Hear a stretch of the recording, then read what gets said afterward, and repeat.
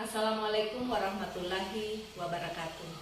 Saya Nurul Hasanah Yusuf adalah guru akuntansi dengan tugas tambahan sebagai Wakil Kepala Sekolah Bidang Kesiswaan yang saat ini ditugaskan sebagai pelaksana tugas Kepala UPT SMK Negeri 1 Sidrap.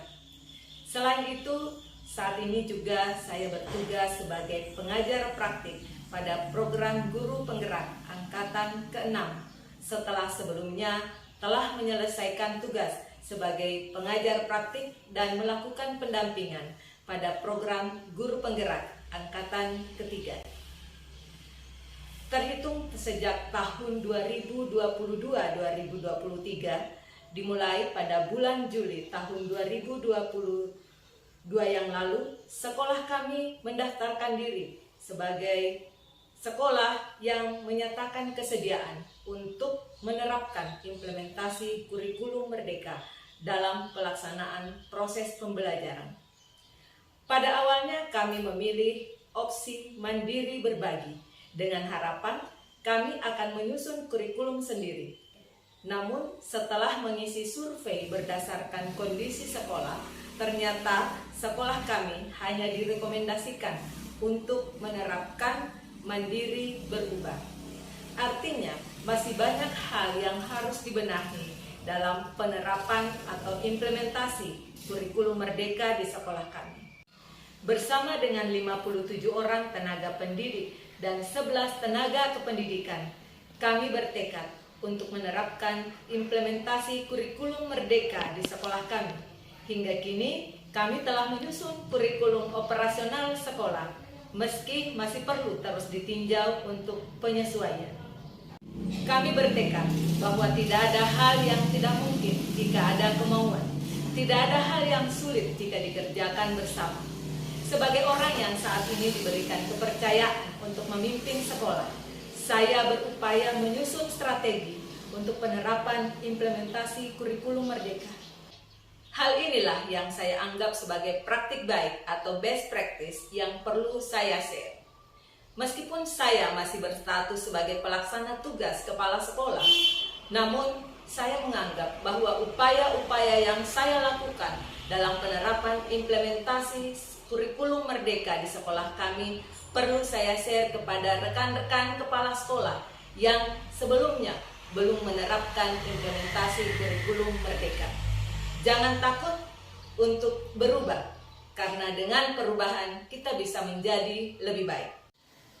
Beberapa strategi itu antara lain, mengajak guru mengakses platform Merdeka Mengajar. Untuk menerapkan implementasi kurikulum merdeka, guru perlu memahami hakikat atau konsep dasar merdeka belajar. Upaya yang bisa dilakukan untuk pemahaman konsep ini melalui berbagai cara. Bisa melalui sosialisasi, in-house training, maupun dengan platform Merdeka Mengajar yang telah disiapkan oleh pemerintah secara gratis. Akhirnya saya berinisiatif pada saat awal libur semester genap yang lalu, yakni Juli tahun 2022, saya memfasilitasi guru-guru di sekolah saya untuk mengakses platform Merdeka Mengajar. Saya cukup menyadari dengan kondisi tingkat kemampuan, motivasi, dan semangat yang berbeda pada rekan-rekan saya di sekolah. Kemudian, saya mengundang seluruh guru untuk duduk bersama dalam pertemuan di sekolah dan mewajibkan untuk membawa handphone atau laptop. Apalagi di sekolah kami telah dilengkapi dengan fasilitas Wi-Fi. Setelah itu, saya mulai memperkenalkan platform Merdeka Mengajar dengan terlebih dahulu memperlihatkan aksi nyata yang telah saya lakukan melalui platform Merdeka Mengajar. Pada proses sosialisasi ini, saya hanya menyampaikan bahwa melalui aplikasi platform Merdeka Mengajar, kita bisa memahami dan menelaah dengan mudah konsep Merdeka Belajar karena disajikan dengan santai dan tidak menuntut kita untuk membaca. Kita hanya perlu mendengarkan dan menyimak, kemudian menguji pemahaman melalui post-test dan menunjukkan hasil pemahaman yang diperoleh melalui aksi nyata. Salah satu keterampilan yang harus dipahami oleh guru untuk memudahkan mereka mengunggah aksi nyata adalah bisa membuat berbagai model presentasi yang menarik dan mudah. Untuk itu, saya juga menunjukkan dan memberikan training kilat untuk membuat berbagai model presentasi dan karya melalui aplikasi Canva. Dalam proses sosialisasi dan pengenalan ini, saya melihat antusiasme sebagian besar guru, hingga akhirnya saya meminta agar semua rekan guru menginstal platform Merdeka Mengajar di HP masing-masing. Kemudian kami bersama-sama memulai pelatihan mandiri dari materi awal. Selanjutnya, saya mengajak mereka untuk menonton dan menyimak materi demi materi hingga masing-masing menyelesaikan post-test. Dimulai dari keberhasilan satu orang yang kemudian kami apresiasi dengan tepuk tangan, hingga rekan-rekan guru lainnya menyusul yang kami tampilkan dan diurutkan namanya pada layar LCD dalam ruangan pertemuan. Hingga kemudian guru lainnya termotivasi, hingga tanpa terasa setiap guru berlomba untuk menyimak video materi demi materi.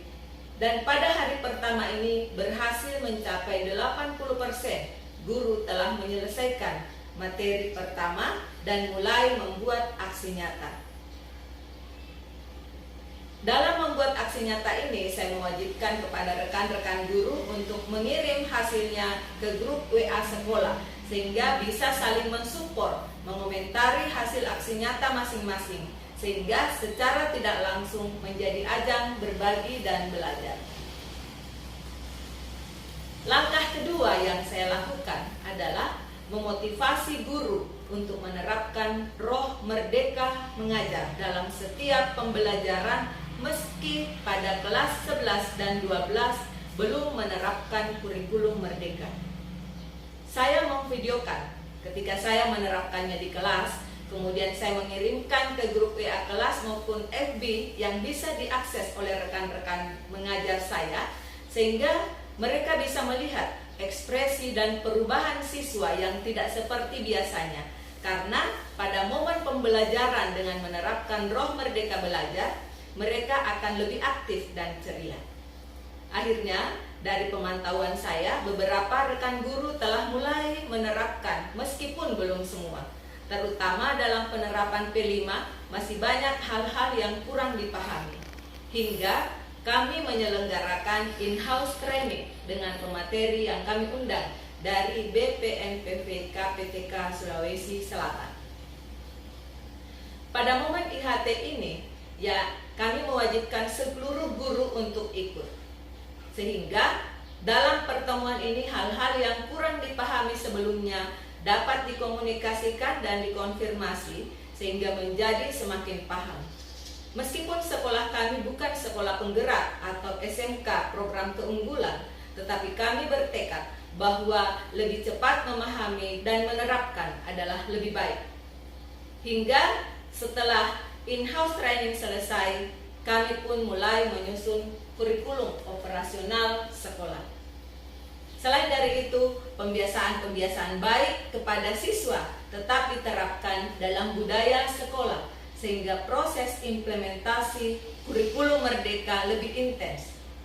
Kegiatan-kegiatan tersebut seperti kegiatan literasi Al-Quran sebelum pembelajaran jam pertama dimulai, kemudian pembiasaan salam senyum sapa, kebiasaan sholat berjamaah duhur, kerja bakti, pemilahan sampah, English Day, Jumat berkah, Kamis kreatif, Sabtu bersih, Rabuan waktu, di mana pada setiap hari Rabu siswa dan guru dapat berbahasa daerah, dan lain sebagainya.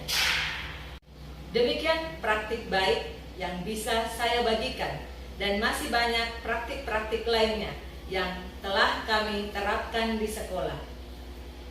Dalam sebuah perubahan, kita tidak bisa langsung melihat hasil yang sempurna, tetapi dengan perubahan sedikit dan demi sedikit yang intens dilakukan akan menjadikan kita lebih baik di masa yang akan datang. Jangan takut berubah, jangan takut menerima perubahan.